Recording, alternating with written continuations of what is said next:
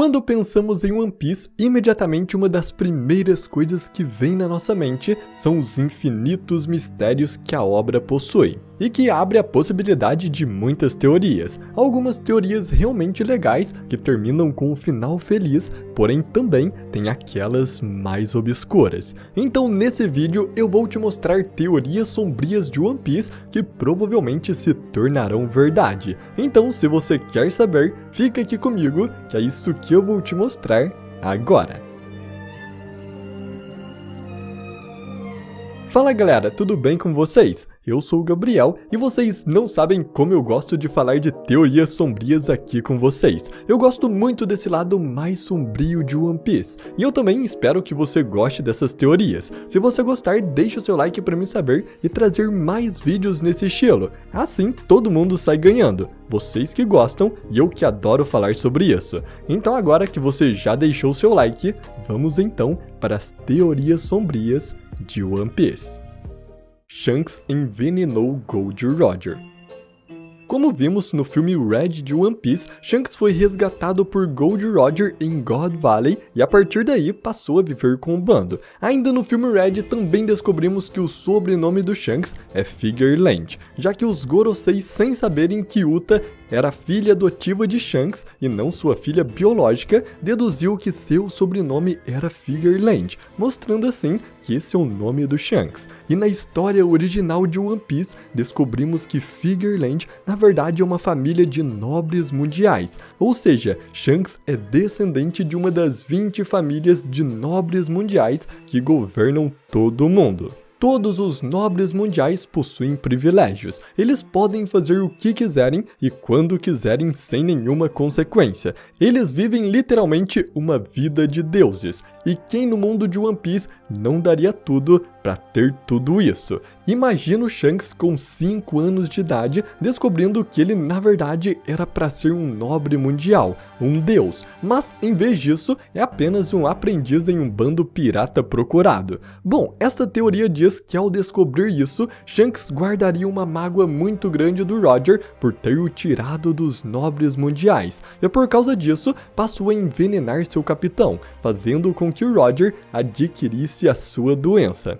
Mas o que esse sujeitinho do Shanks poderia ter feito de tão ruim? E quando exatamente ele fez isso? De acordo com Rayleigh, Roger contraiu uma doença incurável 4 anos antes de sua execução. Durante a última viagem de Roger, Shanks e Buggy tinham entre 9 e 10 anos. Então quando Roger ficou doente, Shanks tinha apenas 5 anos. Mas a questão que temos é, uma criança de 5 anos poderia cometer um ato tão vil como esse? Bom, não é a primeira vez que vemos crianças sendo violentas contra adultos em One Piece. Sanji já pensou em matar Zeff para comer. Ace tenta matar Barba Branca várias vezes. Big Mom literalmente come a Madre Carmel por mais que foi um acidente. Doflamingo matou seu próprio pai. Lau tentou matar Corazon. E com certeza tem muito mais exemplos. A idade não é um problema nesses casos. Mesmo os personagens mais gentis podem ter sido agressivos quando crianças.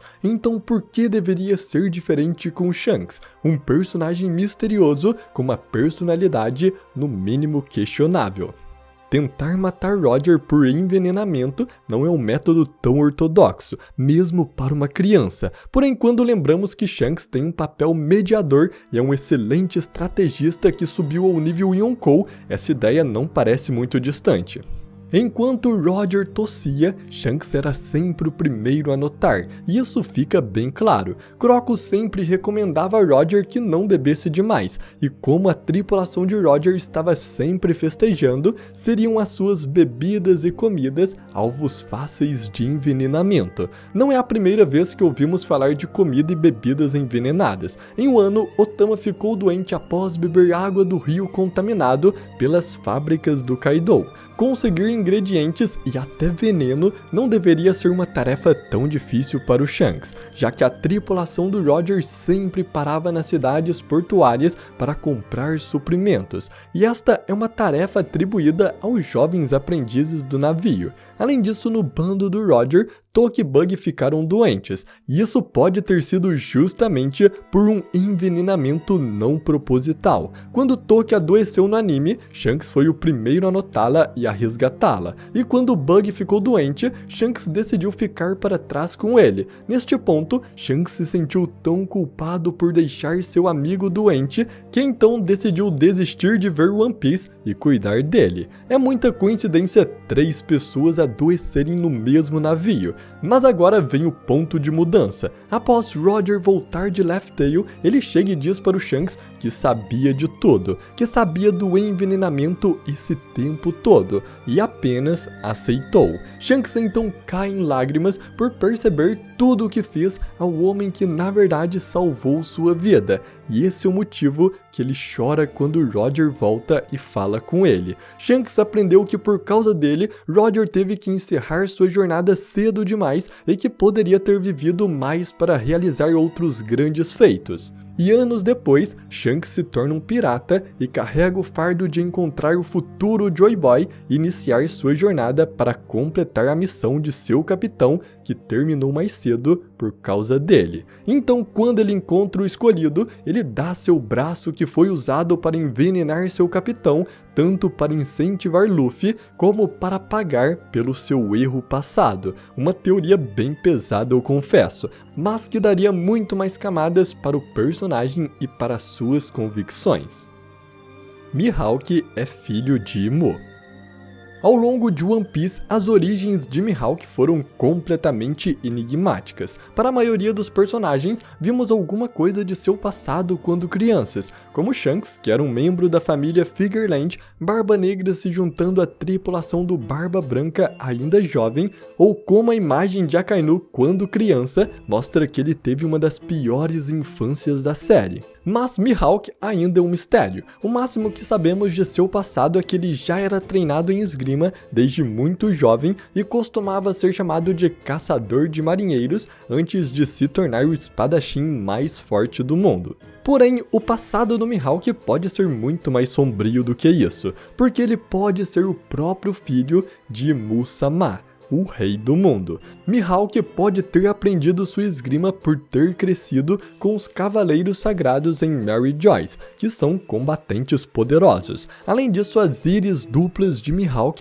que o define como olhos de gavião, são os mesmos que o de Imu. No anime, os olhos do Mihawk são amarelos, mas na colorização oficial do mangá, seus olhos são na verdade vermelhos, idênticos ao de Imu. Você pode dizer que isso é apenas uma coincidência, mas há ainda mais conexões entre os dois. Como os capítulos 1085 e 1086 sugerem, vimos que Imu é uma figura demoníaca e quase satânica para o mundo de One Piece. Durante a tentativa de fuga de Sabo de Mary Joyce, ele é acertado por uma flecha sombria quase semelhante à cauda do diabo. Quando Sabo atingiu Imu e viu ele e os Gorosei se transformarem, ele disse que era uma cena quase saída do próprio inferno. Mas então, o que todas essas conexões satânicas do Imu têm a ver com Mihawk? Primeiro que Mihawk tem Drácula em seu nome. O próprio Drácula é derivado de Drácula,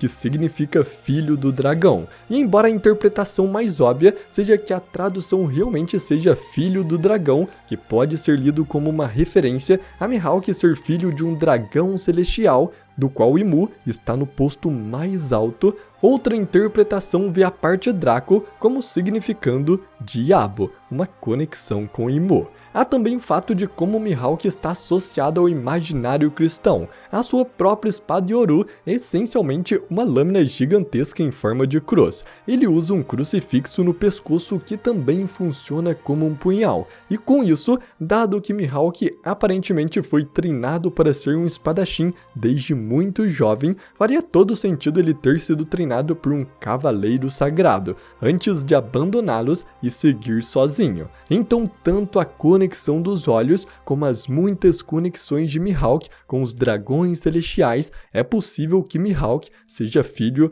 do próprio Imu-sama. Rox de Shebeck está no corpo de Barba Negra.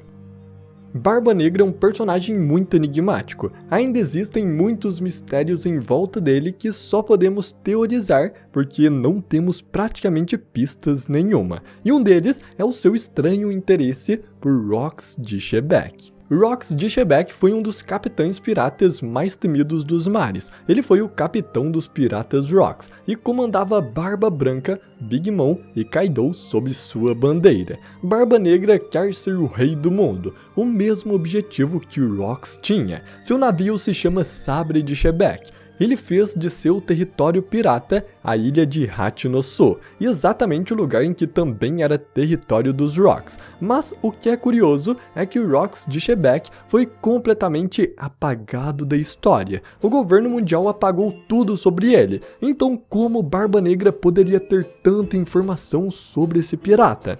É claro, Barba Negra é um estudioso e tem muito conhecimento, mas saber tudo sobre Rox, um pirata que foi completamente apagado, é um pouco estranho. Então talvez ele só tenha essa informação porque o Rox de Shebeck está dentro do seu corpo, e os dois na verdade ocupam juntos aquele mesmo corpo que conhecemos como Barba Negra. Que de alguma forma Rox de Shebeck conseguiu transferir sua alma com sua consciência para outro corpo. Em Mock Town, Zoro e Luffy disseram que Barba Negra não era ele, e sim eles, o que mostra que tem mais alguém ali. O fato dele nunca dormir, como falado pelo Bug, pode ser justamente porque enquanto um dorme, o outro assume o lugar.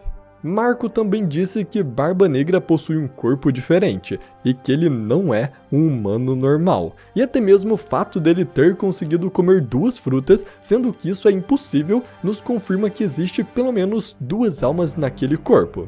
Inclusive, a ambição de conseguir a fruta da escuridão Yami Yami no Mi possa ser justamente porque essa era a fruta que pertencia a Rox antes, e ele apenas queria seu poder de volta, enquanto a vontade de ter a Gura Gura no Mi tenha vindo do próprio Barba Negra para ter o poder de seu antigo capitão que ele conheceu seu poder. Uma dica muito interessante foi deixada na nova recompensa do Barba Negra no valor de 3 bilhões e 996 milhões, que lida em japonês é San Kokoro, ou 3 corações, traduzido literalmente. Porém, Kokoro, que é coração, não significa o órgão coração, mas sim o sentimento, a própria alma. Ou seja, esta é uma pista que Barba Negra possui 3 almas, a sua própria, a do Rox de Shebeck e a de uma terceira pessoa que ainda não conhecemos, mas que provavelmente também foi um pirata infame em sua época.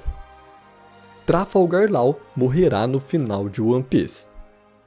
Quando fomos apresentados ao Trafalgar Law, conhecemos sua fruta da Operação Ope Ope no Mi, com um poder extremamente quebrado de dar ao seu usuário basicamente a habilidade de um deus enquanto está dentro de sua sala. Porém, além disso, também descobrimos que esta fruta possui uma habilidade suprema, chamada Cirurgia Perene, que permite o Law dar a imortalidade para uma pessoa em troca de sua própria vida. E você consegue perceber o que isso quer dizer. Não faz nenhum sentido narrativo uma história apresentar um poder e nunca usá-lo. Esta habilidade vai ser usada em alguém, senão nem faria sentido ela existir na história. E infelizmente, isso quer dizer que existem muitas chances de que o Law perca sua vida dando a imortalidade para alguém. Eu sinceramente não consigo ver alguns dos personagens principais como Luffy se tornando jovem para sempre, e por isso eu prefiro acreditar que a cirurgia perene também funcione ao contrário. Assim como ela pode dar a imortalidade para uma pessoa, ela também pode tirar essa imortalidade de alguém que já recebeu, isso em troca da vida de seu usuário. Como descobrimos, Imu está vivo há mais de 800 anos, e é muito provável que ele tenha recebido a cirurgia perene para ter sobrevivido todo esse tempo. Então Law pode ter que dar sua própria vida para tirar essa imortalidade de Imu, para que Luffy e o Chapéu de Palha possam então enfrentá-lo e derrotá-lo. Então, apesar de ser para um bem maior, Law ainda perderia sua vida, sendo essa uma teoria sombria, mas que daria uma missão final e um fim digno para o Law, sendo o principal ajudante na derrota contra o maior inimigo de One Piece. E bom galera, essas são algumas teorias sombrias que têm uma boa chance de se tornarem verdade na história. Mas você também tem alguma teoria sombria que você acha que vai se realizar? Compartilhe aqui comigo deixando ela nos comentários. Então eu espero muito que você tenha gostado desse vídeo e se você gostou, eu peço muito para você deixar o seu like. Sério galera, o seu like é uma ajuda gigantesca. E também, se você quer receber mais vídeos como esse, se inscreva no canal e ative o sininho, porque assim sempre que tiver um novo vídeo, ele sempre vai chegar aí para você e você não perde nenhum deles. Então eu agradeço muito por você ter assistido até aqui e até a próxima!